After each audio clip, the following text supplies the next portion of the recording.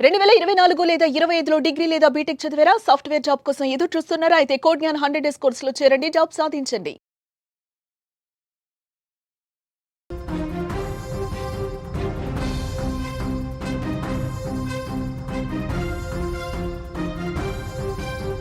గండికోటలో దారుణ హత్యకు గురైన విద్యార్థిని వైష్ణవి హత్య కేసులో కొత్త కోణం కనిపిస్తోంది. వైష్ణవి ఆమె డెడ్ బాడీ పైన కనిపిస్తున్న గాయాలు, రక్కిన గోళ్లతో రక్కిన దృశ్యాలు చూస్తుంటే హంతకుడు లోకేష్ ఒక్కడే చేశాడా, ఇంకెవడైనా ఈ హత్యలో పాల్గొన్నాడా అనే డౌట్స్ వస్తున్నాయి.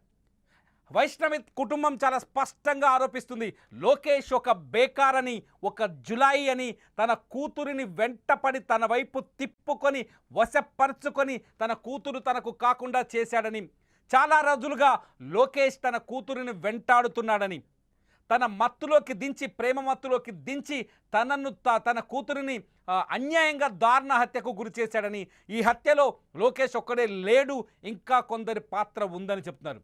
స్క్రీన్లో మీరు విజువల్స్ చూస్తున్నారు. లోకేష్ గండికోటకి ఆ అమ్మాయి వైష్ణవితో లోపలికి వెళుతున్న వీడియో మీరు ఒక బాక్స్లో చూస్తుంటే, ఒక్కడే రోడ్డు పైన తిరిగి వస్తున్న వీడియో ఇంకో బాక్స్లో చూస్తారు. ఈ దృశ్యం చూస్తే చాలా డౌట్స్ కనిపిస్తున్నాయి. సీసీ కెమెరాలో దొరికిన ఈ రెండు దృశ్యాలు వైష్ణవి హత్య కేసులో అనేక ప్రశ్నల్ని లేవనెత్తుతున్నాయి.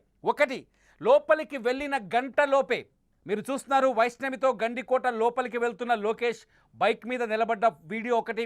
రెండోది వచ్చేసి ఒక్కడే గండికోట లోపల నుంచి బయటకు వస్తున్న వీడియో ఒకటి. ఈ రెండు వీడియోలో రికార్డింగ్కి కేవలం గంట సమయం మాత్రమే గ్యాప్ ఉంది.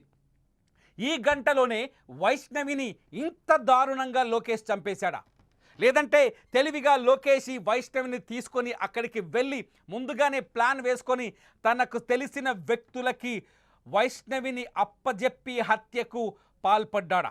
ఇటువంటి అనుమానాలన్నీ కలుగుతున్నాయి. ప్రస్తుతం ఈ కేసుకు సంబంధించిన అప్డేట్స్ అందించడానికి మా కడప ప్రతినిధి సుదర్శన్ ఫోన్ లైన్లో ఉన్నారు. ఒకసారి సుదర్శన్ ఈ కేసును ఫాలో చేస్తున్నాడు. సుదర్శన్, మనకు రెండు రకాల విజువల్స్ కనిపిస్తున్నాయి. ఒకటి లోకేష్ లోపలికి వెళ్తున్న గండికోట లోపలికి వెళ్తున్న వీడియో ఒకటి, సీసీ ఫుటేజ్. అట్లాగే మరొకటి వచ్చేసి గంటలోపే తిరిగి వస్తున్న ఫుటేజ్. అసలు ఈ రెండింటిని చూస్తే ఎటువంటి డౌట్స్ వస్తున్నాయి సుదర్శన్? ఇక్కడ ఈ గంట లోపల ఏం జరిగింది లోపల అనేది ఇప్పుడు మిస్టరీగా మారింది. పోలీసులు కూడా దాన్ని ఛేదించే ప్రయత్నంలోనే ఉన్నారు.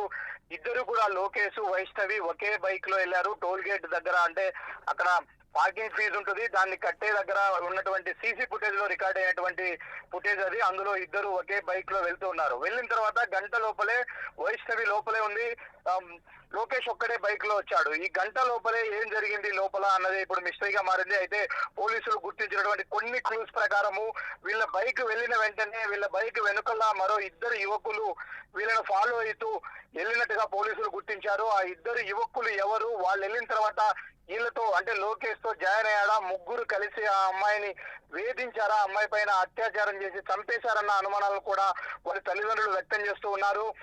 అంటే చాలా మంది గండికోటకు వెళ్ళినప్పుడు అక్కడ ఉన్నటువంటి చాలా ప్లేసెస్ చూడడానికి ప్రిపరేషన్ ఇస్తారు, అంటే ప్లేసెస్ చూడడానికి ప్రాధాన్యత ఇస్తారు. కానీ అక్కడ ఉన్నటువంటి రంగనాయక స్వామి టెంపుల్ వెనుక వైపున ముళ్ళ పొదల దగ్గరికి ఎందుకు వెళ్లాల్సి వచ్చింది? నిజానికి అక్కడంతా కూడా అటవీ ప్రాంతం లాగా ఉంటుంది, ముళ్ళ పొదలు ఎక్కువ ఉంటాయి. ఎవరు కూడా అక్కడికి వెళ్ళరు. టెంపుల్ సరౌండింగ్స్ లోకి వెళ్ళి చూస్తే ఆ వ్యూ కనిపిస్తుంది, అంతే తప్ప ఎవరు ఆ ప్రహరీ గోడ దిగి అటువైపుగా వెళ్లరు. కానీ డెడ్ బాడీ అక్కడ పోలీసులకు లభించింది. అంటే అక్కడి వరకు వీళ్ళు ఎందుకు వెళ్ళారు అన్నది ఇప్పుడు మిస్టరీగా మారింది. ఎందుకంటే గండికోటకి వెళ్ళి అక్కడ సైడ్ సీన్ చూసి ఎంజాయ్ చేసి రావాలంటే రావచ్చు, కానీ వీళ్ళు ఏకాంతంగా కలవడం కోసం వెళ్ళారా అక్కడి వరకు? అక్కడికి లోకేష్ అంటే సుదర్శన్, ఇక్కడ ఒక పాయింట్ సుదర్శన్, వెనకాల ఎవరైతే బైక్ మీద ఇద్దరు కుర్రాళ్ళు వచ్చారని అనుమానాలు వ్యక్తమవుతున్నాయో వాళ్ళని ఐడెంటిఫై చేసే ప్రక్రియ ఏమైనా మొదలైందా, లేకపోతే వాళ్ళు అసలు ఏం జరిగి ఉంటుంది? ఈ లోకేష్ క్యారెక్టర్ ఏంటి? లోకేష్ క్యారెక్టర్ అంటే కంప్లీట్ గా జులాయి, అతను ఇంటర్మీడియట్ డ్రాప్ అవుట్, ఊర్లో ఉంటాడు, జులాయిగా తిరుగుతూ ఉంటాడు. వాళ్ళ తల్లిదండ్రులు కూడా అతన్ని పెద్దగా పట్టించుకోరు. తనకు ఒక సొంత బైక్ కూడా లేనట్టుగా చెప్తూ ఉన్నారు. కాకపోతే వాళ్ళు వీళ్ళ ఫ్రెండ్స్ అడిగి తీసుకుంటూ ఉంటాడు. ఎర్రగుంట్ల మండలం అన్లదుర్తి గ్రామము, అక్కడే ఉంటది వీళ్ళ ఫ్యామిలీ. అక్కడి నుంచి ఈ అమ్మాయి ఫ్యామిలీ పొద్దుటూరుకి షిఫ్ట్ అయినప్పటి నుంచి కూడా అతను ప్రొద్దుటూరుకు వస్తున్నాడు. ఈ అమ్మాయి ఇంటి నుంచి కాలేజీకి వెళ్లే సమయంలో ప్రతిరోజు కూడా రెక్కి నిర్వహించి ఆ అమ్మాయిని ఏదో ఒక విధంగా మాటలు కలపడం ప్రయత్నం చేస్తుంటాడు. అంతేకాకుండా అమ్మాయిని అనేక సార్లు బ్లాక్ మెయిలింగ్ కూడా చేసినట్టు మనకు సమాచారం అంతూ ఉంది. నేను చెప్పిన టయానికి నువ్వు బయటికి వచ్చి నన్ను కలవకపోతే నేను చేతులు కోసుకొని చనిపోతాను, నేను సూసైడ్ చేసుకుంటాను అంటూ అనేక సార్లు ఆ అమ్మాయిని బెదిరించిన పరిస్థితుల్లో నిజంగానే అలాంటి సిచ్యువేషన్ వస్తే అది తన మీదకి ఎక్కడొస్తుందో అన్న భయంతో కూడా వైష్ణవి చాలా సార్లు లోకేష్ ను కలవడానికి తల్లిదండ్రుల కళ్ళు చెప్పి బయటికి వెళ్ళింది. నిన్న కూడా అదే జరిగింది. మనం గండికోటకి వెళ్ళి 1 hour లో తిరిగి వచ్చేస్తాము, మళ్ళీ కాలేజీ లంచ్ టైంకల్లా నిన్ను ప్రొద్దుటూరులో వదిలిపెడతానని చెప్పిన మేరకే ఆ అమ్మాయి లోకేష్ తో పాటు బైక్ ఎక్కి వెళ్ళిపోయినట్టుగా తెలుస్తుంది. తను ప్రొద్దుటూరులోనే ఆ అమ్మాయిని రిసీవ్ చేసుకున్నాడు. ప్రొద్దుటూరు నుంచి దాదాపు 35 కిలోమీటర్ల జర్నీ ఉంటుంది గండికోట వరకు కూడా.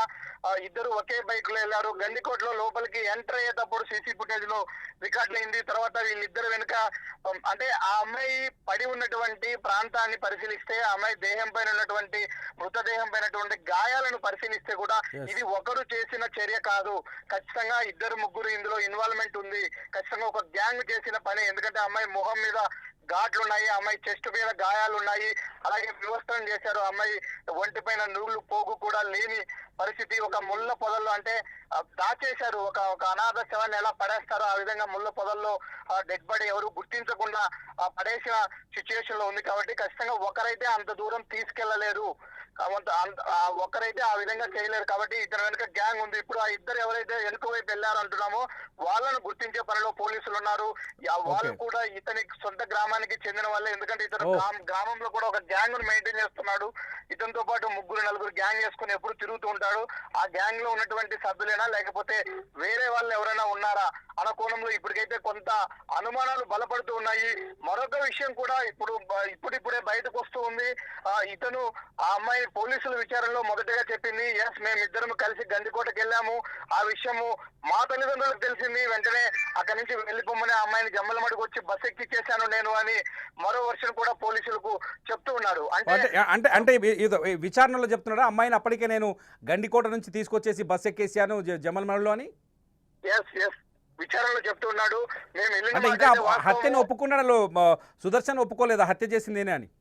హత్యను ఒప్పుకోవట్లేదు. కలిసి వెళ్ళిన మాట వాస్తవము. అయితే ఆ అమ్మాయి ఏ విధంగా చనిపోయిందో, అక్కడ ఎందుకు ఉందో కూడా నాకు తెలియదు అన్నట్టు కూడా అతను పోలీసు విచారణలో బుకాయిస్తున్నట్టుగా మనకు సమాచారము అందుతుంది. నేను ఆ అమ్మాయిని తీసుకెళ్లాను, కలిసి మాట్లాడుకున్నాము, తర్వాత ఆ అమ్మాయిని నేను తిరిగి బస్ ఎక్కిచ్చేశాను అని చెప్తూ ఉన్నాడు. అంటే మళ్ళీ తిరిగి జమ్మలమడుగులో బస్ ఎక్కిచ్చేస్తే మళ్ళీ గండికోటలో మృతదేహంగా ఎలా కనిపిస్తుంది? మిగతా జీవి ఏ విధంగా వైష్ణవి అక్కడ కనిపిస్తుంది అన్నది ఇప్పుడు క్వశ్చన్.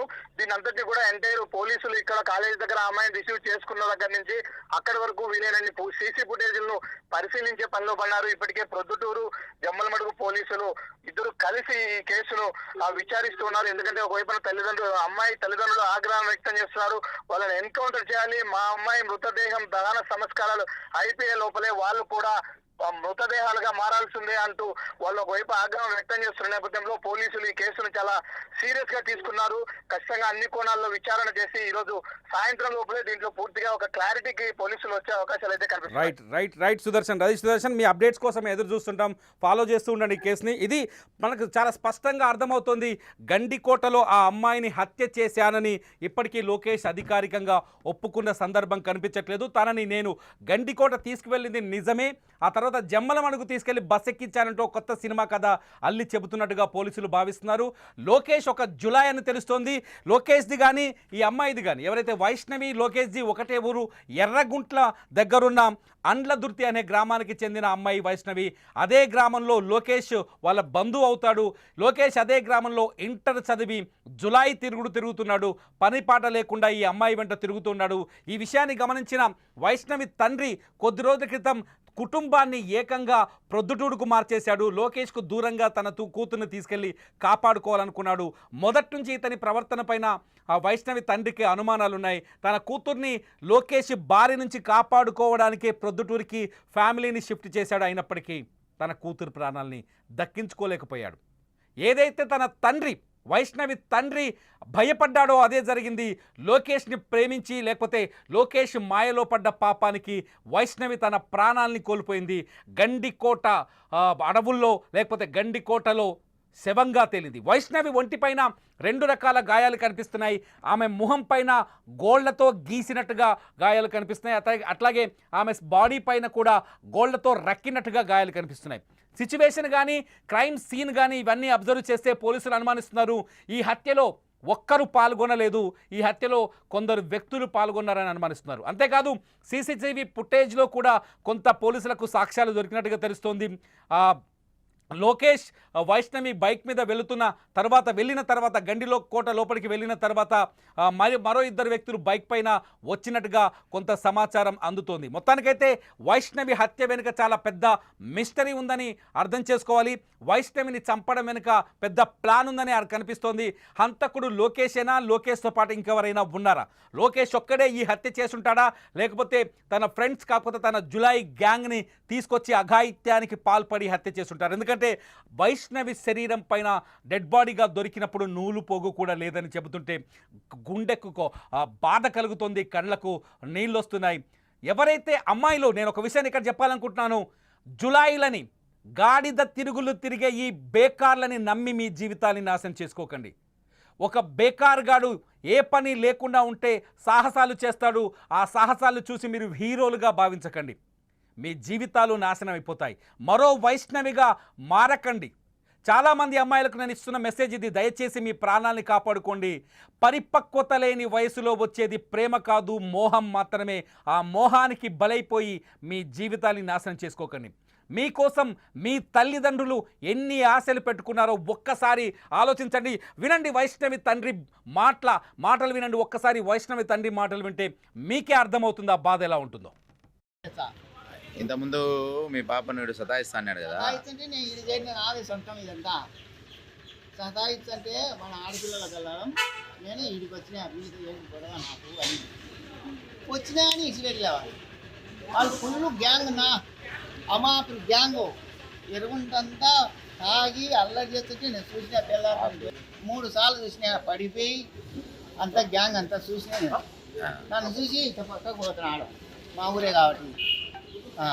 వాని ఎన్కౌంటర్ చేయాలా, తెలంగాణలో చేసినట్టు. మీ చేత కాబట్టి నేనే చేస్తా, ఓకేనా? ఇది వైష్ణవి తండ్రి మాటలు వింటుంటే మీకేమర్థమవుతుంది? ఒక జులాయి, ఒక పనికి మాలినవాడు, పని పాట లేనివాడు, ఊళ్ళో తాగి తిరుగుతూ గ్యాంగ్ని మెయింటైన్ చేసేవాడు మీకు లవర్గా అవసరమా? మీరు ఆలోచించండి ఒకసారి. ఇలాంటి గాడిదల్ని నమ్మితే మీ జీవితాలు ఏమవుతాయి? ఒక్కసారి ఆలోచించండి. మీ అభిప్రాయాన్ని వీడియో కింద ఖచ్చితంగా కామెంట్ చేయండి. ఆడపిల్లలు మాత్రమే కాదు, వాళ్ళ తల్లిదండ్రులు కూడా ఈ వీడియో కింద ఖచ్చితంగా మీ అభిప్రాయాన్ని కామెంట్ చేయండి. మీ అభిప్రాయాలపైన నేను మరో వీడియో చేస్తా. మీరు వైష్ణవి హత్య కేసులో అప్డేట్స్ కోసం రెగ్యులర్గా సుమన్ టీవీ డిజిటల్ లైవ్ని ఫాలో అవ్వండి. ప్రతి అప్డేట్ని మీకు అందించే ప్రయత్నం చేస్తాం. చూస్తూనే ఉండండి సుమన్ టీవీ.